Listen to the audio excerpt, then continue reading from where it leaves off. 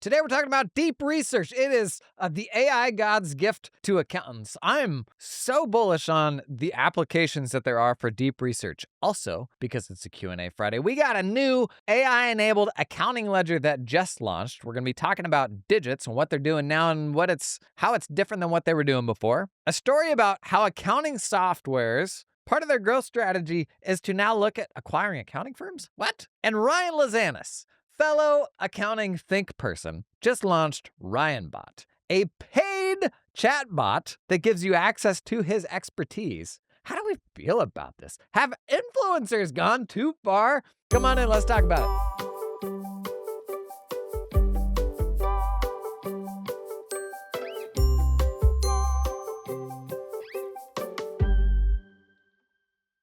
Okie dokie, let's start out with deep research. It's been out for maybe a couple months now. If you're not familiar, deep research, it's exactly what it sounds like. It's a ChatGPT feature that will work on a problem for upwards of 10 minutes and write like up to a 10-page paper about whatever you want it to go and research. So inside of ChatGPT, if you're on a paid plan, any paid plan now, I believe, you'll see a little button that says deep research. It's got a cute little picture of a telescope. And when you click that button, it means it's going to work on something for a really long time. One actually interesting note here, if you've played with it yet, pay attention to the model that you have selected at the top because that will impact your deep research results. I always use O3 Mini High, the reasoning model, anytime I'm using deep research. Just a note there to think about. But anyways, why do I want an AI to go off and take 10 minutes to work on something for me? And 10 pages of results? Do I really want that? Like, at its worst,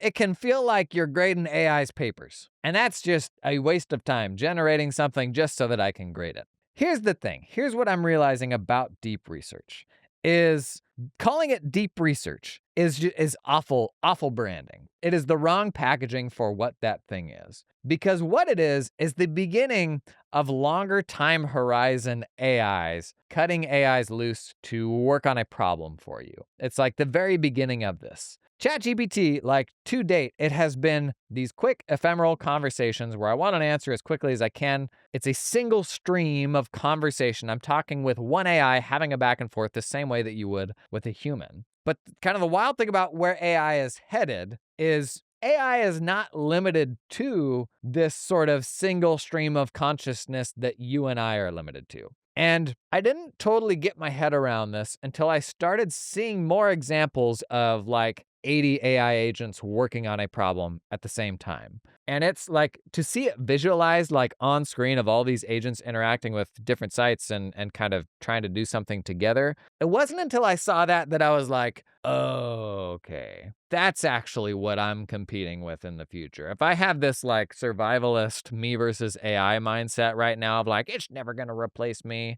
Because ChatGPT and AI assistants in general right now, they are very smart, but they are not smarter than domain experts in general at whatever you're an expert in. So it's why right now we go to ChatGPT, honestly, for all the things that we're not an expert in. Usually that's where it's going to be most helpful. I would say in the last 3 months, for the first time, it's really gotten very useful for even the things that you're a domain expert in. But I'm still not threatened by it for the stuff that like I'm an expert in. And that may change, but at least right now I'm not threatened by it. But when I saw like 50 to 100 AI agents working on something simultaneously, like working with each other on it, I was like, okay, I kind of get that now because there is no theoretical limit on how many agents can go off and work on something simultaneously. They call these swarms is kind of the vernacular that they're using for this. And so they're working collaboratively to like get to the bottom of a problem. And to be clear, a dumb AI, it doesn't matter how many dumb AIs you have. If it's a dumb AI, it's not going to achieve anything meaningful. Actually, I had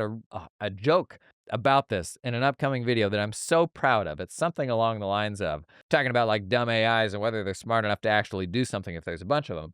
I'm not afraid of fruit flies. So by extension, I'm not afraid of 100 fruit flies. But bees, I don't like bees. I can still physically dominate a bee, but if there's 100 bees, that's going to hurt like a motherfucker. So even if a bee, I could still beat a bee in a fight, but if there's 100 bees, that's going to create some problems for me. And I kind of think that's where AI is right now. Like, It's not as smart as me on like the things that I'm an expert on, but still pretty smart and can probably be helpful. So to bring this back to deep research, behind the scenes, deep research uses an unreleased O3 model that is very powerful. And what it's actually doing behind the scenes is cutting a number of agents loose at the same time to kind of work on this problem for you.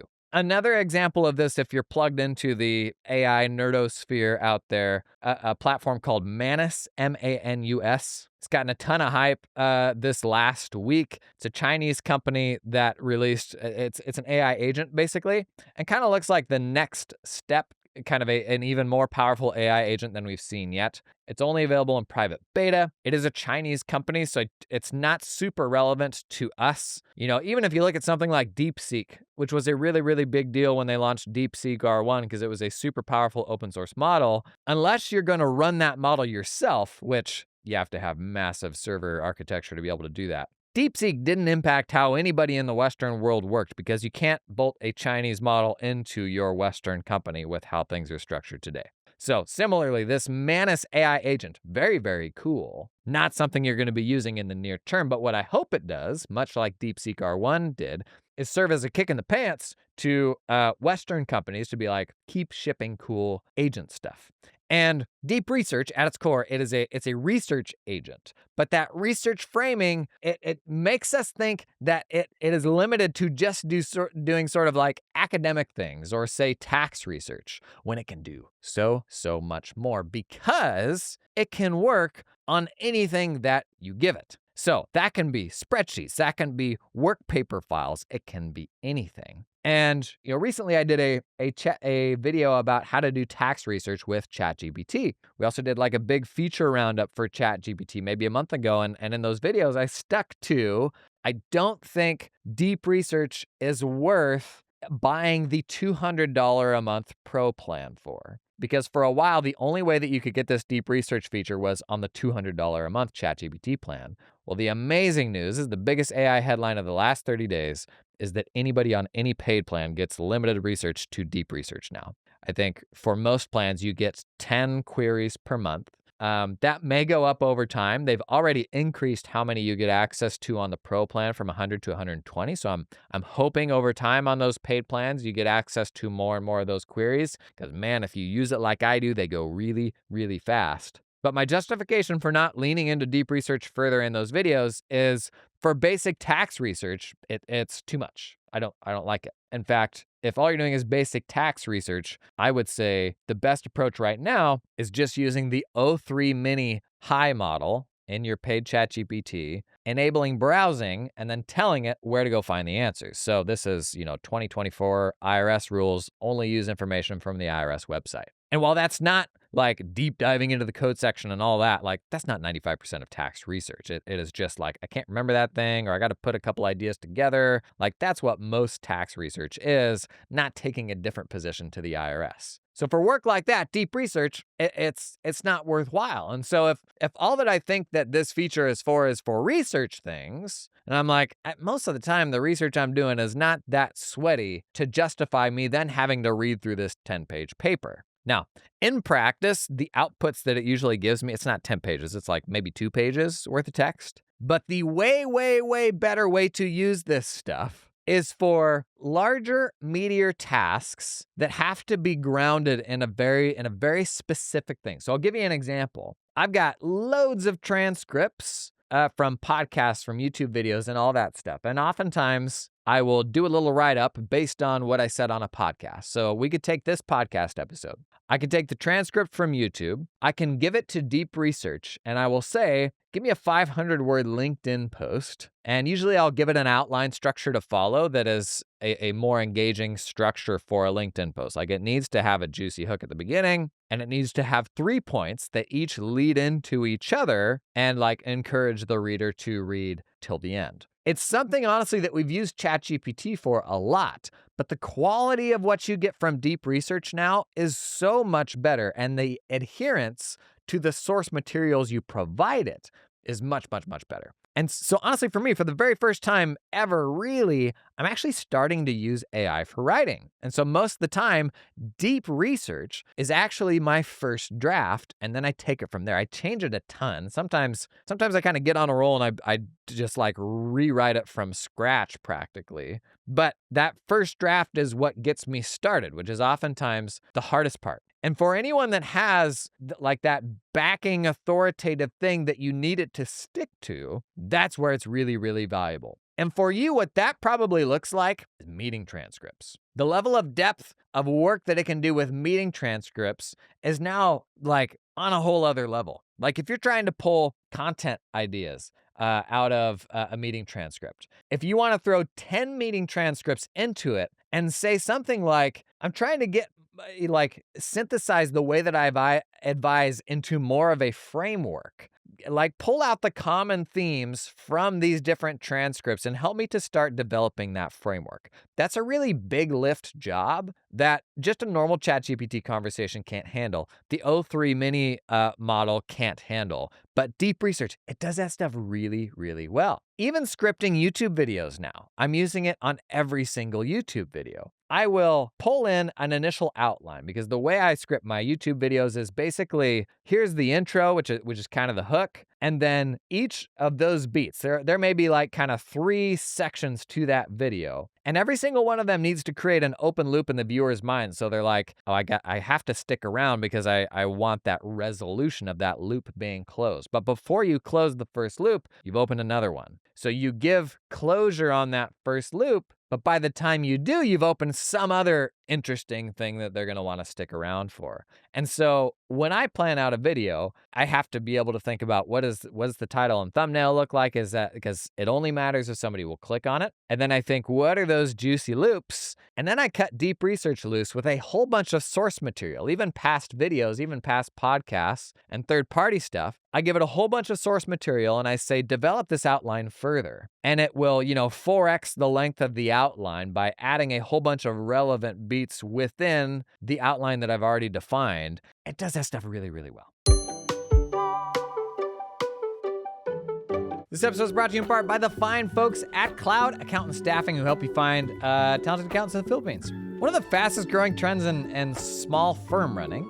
Honestly, ask around, ask in the comments, ask folks you meet on social media. A huge number of people have started doing this in the past year or two. Not just accounting firms, tax firms as well. Yes, I understand with US tax, you got 7216 disclosures. And that's not a reason to not offshore, it's a reason to disclose. Totally manageable ways to navigate that. Thousands of firms are doing so.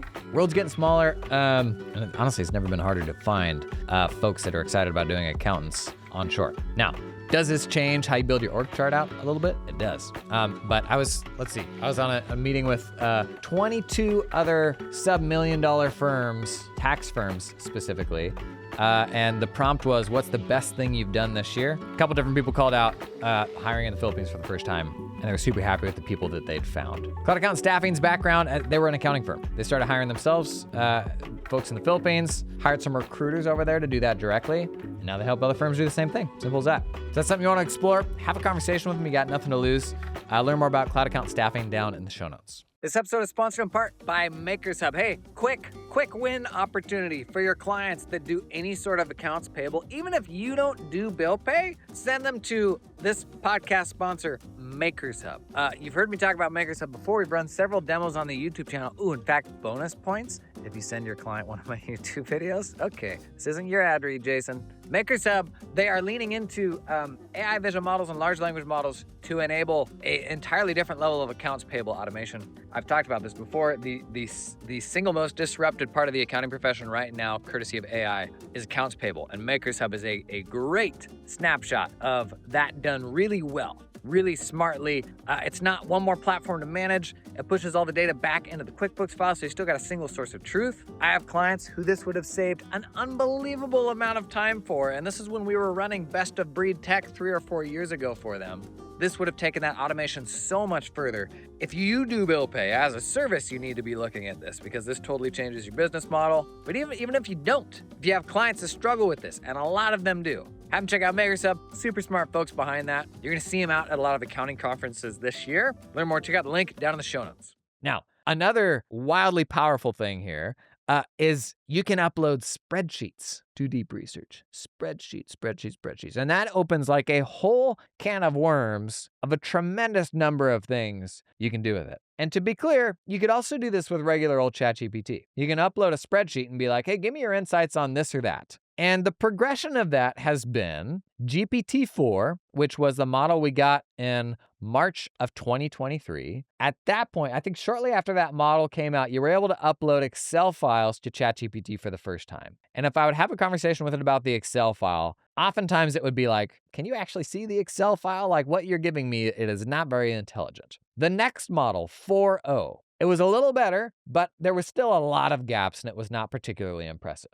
A really big step with this actually was reasoning models. And so, last fall, late fall on the podcast, O1 Preview first came out. We used O1 Preview to review a set of financial statements. And we're like, wow, this is really novel. This would be tremendously useful for juniors to do a first set of review. Something I still recommend you do. This is a great justification for having ChatGPT with every single member of your team is you can chuck a balance sheet, a profit and loss in there, and with a reusable prompt that you ought to define for your team, have ChatGPT to do a technical review of the balance sheet and the profit and loss. And you will see it catch a whole bunch of issues that go across the desk of seniors every single day. And if we can get the Prepare to use that as a self-review, that's super helpful. And O1 Preview, that was the very first, quote, reasoning model we got in ChatGPT. Reasoning models, basically they spend, 30 seconds to a minute thinking through a problem and processing it much more, having kind of this internal dialogue before giving you a response. The net effect of that is the response is much more intelligent and much more thoughtful when it comes to materials that you give it. So when we got those reasoning models, it was really the first time where I could give it a spreadsheet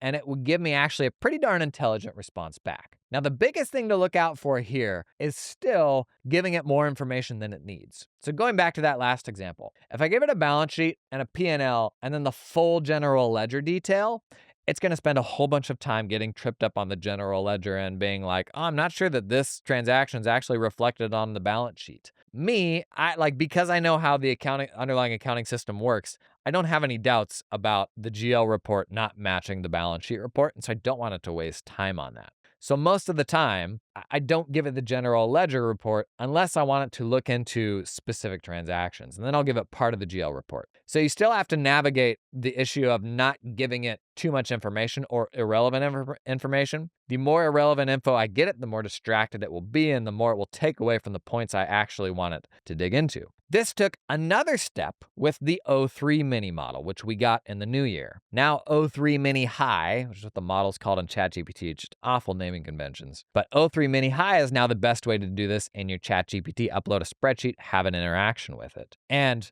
my accounting friends, let me tell you just how massive of a step further Deep Research is down that path of getting something useful out of it when you provide a spreadsheet. It is a huge, huge step. I did a video a couple of weeks ago around just a whole roundup of a whole bunch of really, really cool stuff you can do with ChatGPT and Excel now. In fact, we'll put that down in the show notes. You may not have seen this video because it's on a new YouTube channel. I'll link that in the show notes. We do everything from using Operator, which is the agents that will go out and use a web browser for you. We use that to have AI agents go and work in a spreadsheet for us, and you can actually see them working live, just as if it were another human using a spreadsheet. Is really cool. But one of the things that we did in there is I had a spreadsheet with 2 tables of data, and I asked it to do some analysis, and it came back with really, really smart stuff of these are your highest traffic locations. And I actually rounded up a bunch of different details to determine that. That wasn't an obvious thing. It would have required hustling some pivot tables and some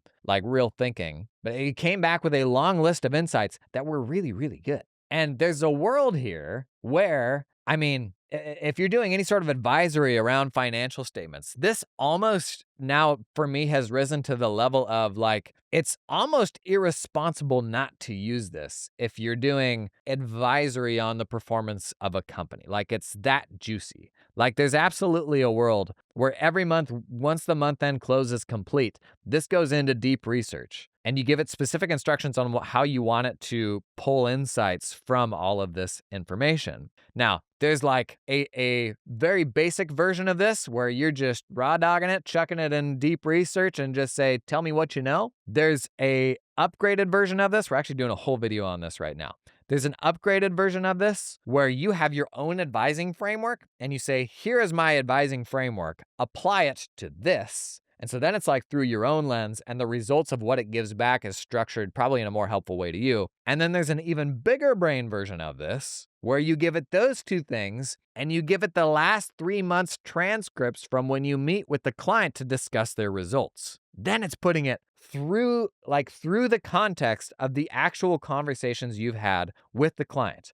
And like deep research is just something you need to try to believe how powerful it is. And so if you haven't played with it yet, like this is gonna sound like hyperbole. And I'll be honest, like it's pretty rare that I'm as excited about an AI thing as I am about this right now. Combining those three things, actual specific client data.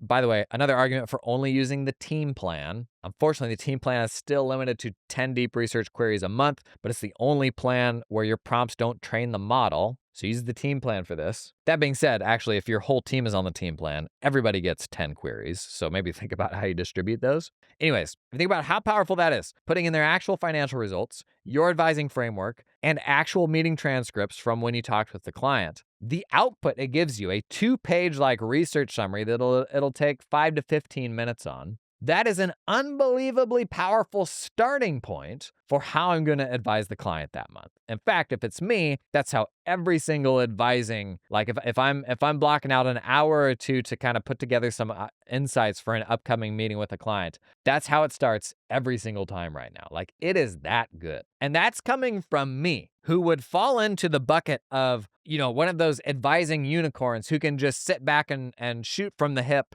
and do it ad nauseum in a way that's good enough for clients. And many of you, that is you. Whatever combination of experience and riz and like whatever that combination of factors is that makes you a great advisor and you can just do it. But then you look at everybody else in your team and you're like, why can't they do it? Well, it's because you haven't like created a framework and they don't have that experience. They may not have like kind of the X factor that it takes to make that stuff useful. I'm saying this about deep research as one of those people that can do the shoot from the hip advising. And so if you then transplant the quality of the deep research output and put it in front of your team, the people who are not those unicorns and have to advise more to a framework because maybe at this point they aren't able to shoot from the hip. If it's useful for me, it is 10 times as useful for those people. What kind of blew my mind with all this was the moment I realized, deep research isn't just about going out and doing quote unquote research and pulling 100 sources from the web.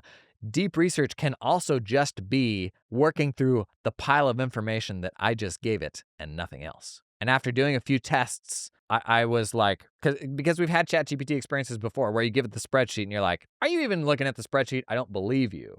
But having a few really positive tests with it, that was like, holy smokes, like how deep does this rabbit hole go? I now do probably 3 to 5 deep research queries a day. And of those results, 2 or 3 of them I probably read through from beginning to end, like they're juicy enough and helpful enough for me. Super, super recommend you give that a try. It's the biggest AI development we've had this year, and it's not even close. Very, very interesting. Honestly, it will challenge your thinking on just how good direct to consumer, direct to entrepreneur advisors will be. Just because, like, you can, like, out of the box, if I just give it the financial statements and say, give me some advice, it's pretty good. Paired with your advising framework, it's like 2x. It's very, very good. And so somebody standing up a service that is like, just give me your financial statements, connect your QuickBooks file, whatever it is, the level of advice they can get from a service like that now just went way up, which is what makes your framework so important. And we talk about this a lot, like, what is the relevance of my accounting firm in a timeline where AI does get really, really powerful? It's taste. It's like your perspective of, here is the right way to do this. If I go to ChatGPT and I ask it for copy for a website, by definition, it will be the most average copy you could imagine because it is a probabilistic system that is the average of all the data that it's been trained on. the same will apply for how it advises people. And so, what gives us value long term, regardless of how AI gets,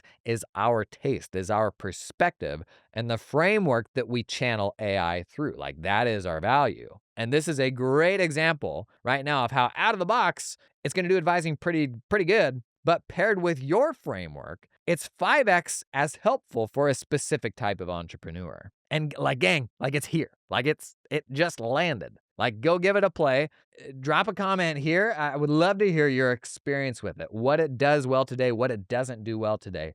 Equally important. It's very rare that I am truly as excited about as a development as I am about this. Also, go check out that ChatGPT Excel video. I'm pretty proud of that one. This episode is sponsored in part by TeamUp, who helps you directly hire talented accountants in the Philippines. Why do you hear so much about the Philippines specifically? It used to be like India, right? Why is the Philippines caught on? A few things that I'm stealing from this excellent salary guide TeamUp put together. You can swipe that down in the show notes. 4 reasons for why the Philippines is caught on. 1, they've got a critical mass of talent. Loads of people there with decades of experience and also just coming out of school. It was the only time in my firm running journey where I knew I could start the hiring process and have somebody within 30 days. In fact, I just talked with someone who did that like within 14 days. So the talent is there. 2, English fluency. Very good English speakers will have an accent usually, but very, very common to have strong English speakers in the Philippines. Cultural compatibility, very strong Western influences in the Philippines, so generally easy from a work culture standpoint to get connected with. And then work ethic. So Filipinos pride themselves on bringing energy and optimism to work, which isn't always the case when you're hiring somebody, right? So to have that enthusiasm on your team, to provide an opportunity to these folks, an awesome career, a better path, opportunities for their families, like they turn up to work with just an entirely different level of excitement. And that was my experience anyways.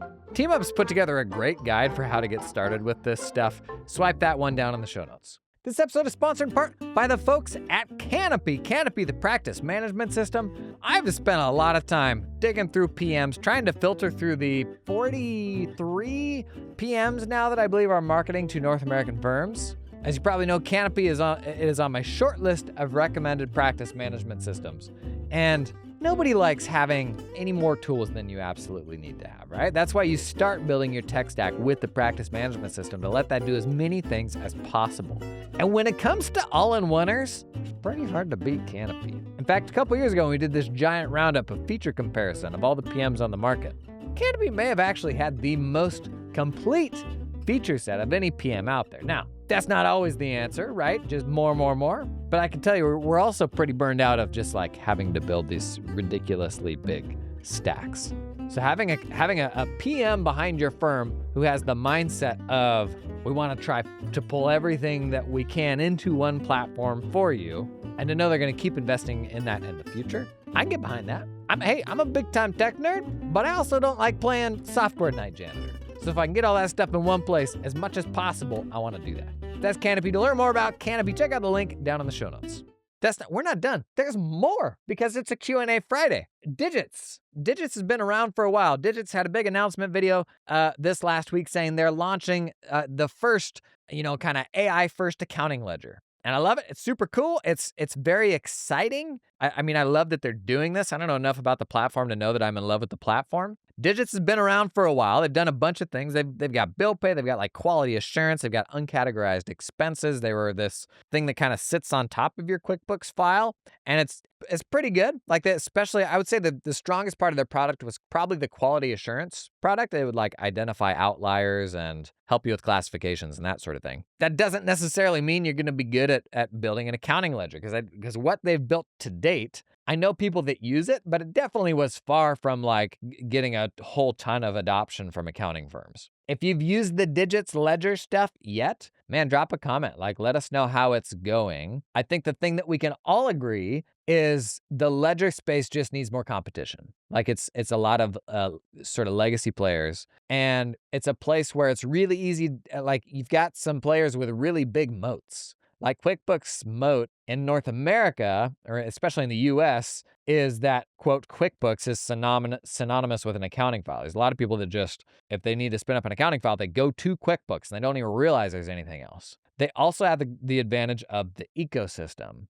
And so if I'm in love with some tools that work with QuickBooks, then I'm only going to use QuickBooks because they only work with those tools. Like if you're in love with Keeper right now and somebody says, come do this, like you get a bookkeeping client that uses FreshBooks or something like that, you're going to be like, it is going to hurt you more to serve that client because Keeper doesn't integrate with it, right? Now that could change down the road, but that is like, that stickiness is a big advantage for QuickBooks and for Xero. So to overcome that ecosystem advantage, it takes something truly different and truly like novelly better. And AI might be that step change that was required, like the thing that can make it way better, an AI first ledger, to where it's better enough to, like, even without having an ecosystem at all, it's still worth it for me to switch to that platform. AI, my hope, honestly, is AI is the thing that gets us over that hump so that we've got some new ledger options. So I don't know. I know the Digits guys very well. I've known them for years. They're super, super smart guys, like from a technical engineering standpoint. Time will tell if this sticks for accountants, but I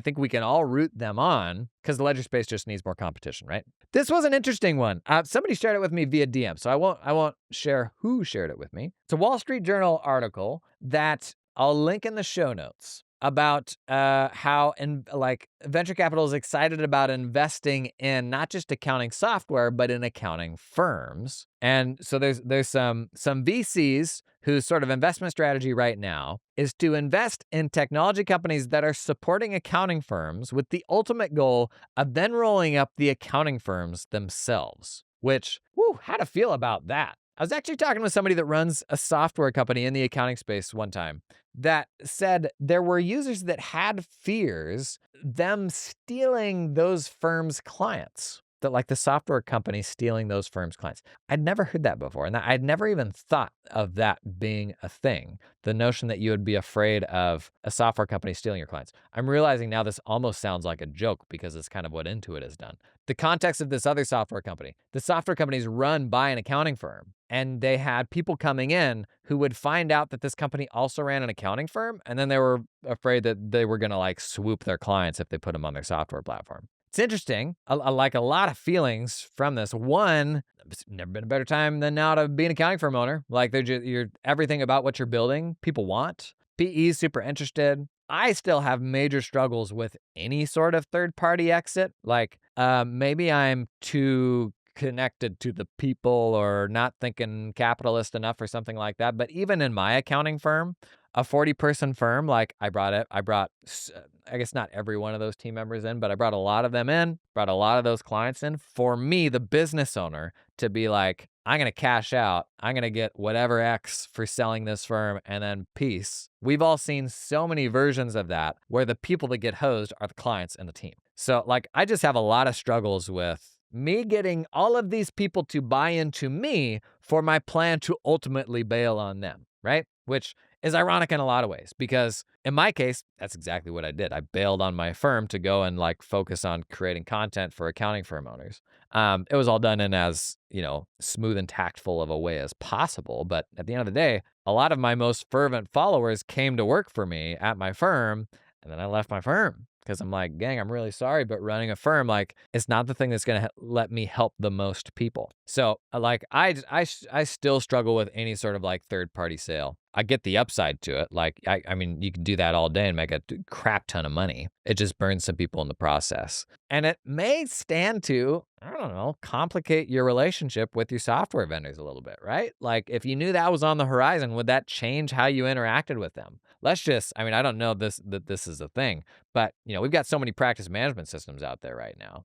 What if there was a practice management system who was like very into acquisition? If this PM, because it has all the data about how profitable your firm is, if it has like 3 KPIs that says, if your firm is this size, running at this level of efficiency and has, this sort of client profile, we will make an offer to you at X multiple. Like if there was a practice management system where that was part of kind of the underlying premise of that platform, would it cause people to go to that PM instead of other PMs? That's actually fascinating. Because like there's a world where like when I'm in my sweatiest kind of like business boy mindset, which is usually when I'm just got out of bed and then a couple hours later I'm old and tired. But when I am in my most like sweaty entrepreneurial mindset, I'm like, would it be fun to like launch and sell a firm every 3 years or something like that? Because right now, like I could line up buyers. Like I could say like, what's the firm that you would buy at a premium multiple in 3 years? I could literally probably lock them down to buy that firm at a agreed to multiple if the firm meets these certain metrics. That's a thing that I could do right now. That's a thing that you can do right now too if you have the network for it. And so I'm thinking in my head, I'm like, okay, how big of a firm in 3 years? How big of a firm could we do without killing ourselves? Like you could, in that time, I think I could pretty comfortably build to, a $1 to $3 million practice, like without killing myself. You get a premium multiple on that. Let's say you're going to sell that for 2 or 3x. That's a $3 to $5 million sale every 3 years. That's not a bad gig. And then I'm back just running accounting firm stuff. I could probably still do content, just not at the same volume. The reality is I still have that struggle of like hosing people in that process. I guess maybe the advantage here is like they're probably going to a much better home. Like it's another very modern firm runner that I respect who's doing some roll-ups. That's a much better destination than going to some random regional firm, right? There's a part of me that's appealing to. And there's a lot of folks that are just building to exit, and that's what they want to do.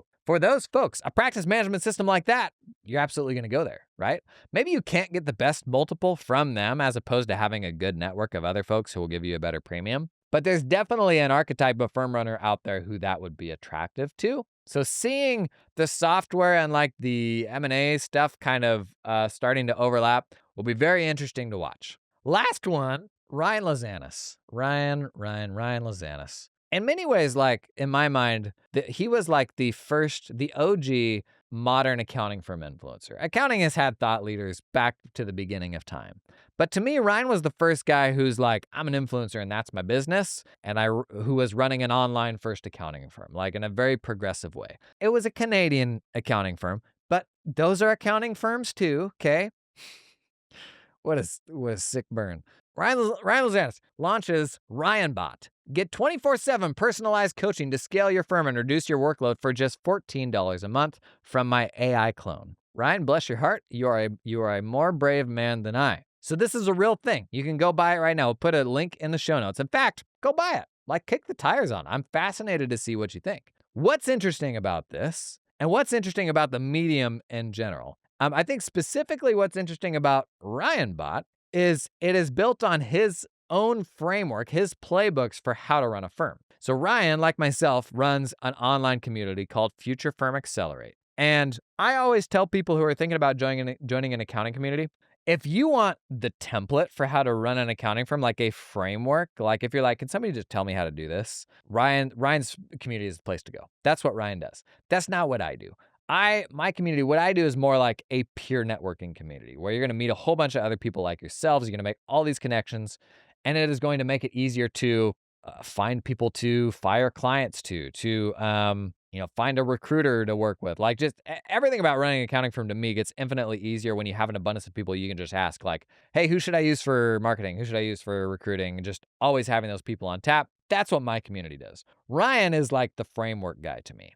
And that framework sits behind RyanBot. And that's really cool. Like he's got something tremendously valuable that you get access to via that chatbot. It's the same he's using the same platform behind the scenes that we've used with the bot that we've used on this podcast that's trained on all the podcast episodes. If you're interested, the platform is called Delphi, delphi.ai. It's not hard to build.